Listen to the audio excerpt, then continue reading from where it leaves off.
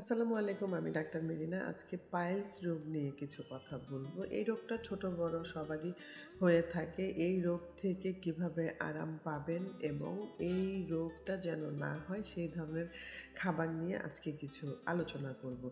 তো আমি যেই ওষুধগুলি স্ক্রিনের মধ্যে দেখাবো সেই ওষুধগুলো আপনারা যেকোনো হোমিও দোকান থেকে নিয়ে আসবেন। আর কিভাবে খাবেন, কেন খাবেন আর কোন লক্ষণে খাবেন এইসব তথ্যগুলো আমার এই ভিডিও ডেসক্রিপশনে দেয়া থাকবে।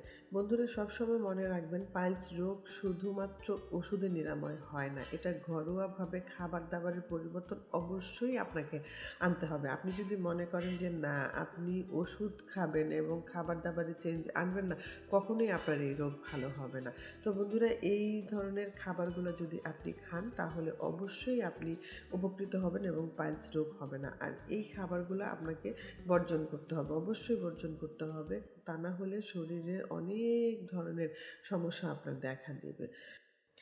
এই ৩ টি ওষুধ, একটা রক্ত পড়লে খাবেন, একটা ব্যথা হলে খাবেন, একটা হচ্ছে কোষ্ঠকাঠিন্যের জন্য খাবেন। যাদের খাবার-দাবার উল্টাপাল্টা হওয়ার পর এই ধরনের সমস্যাগুলো হয় আপনারা অবশ্যই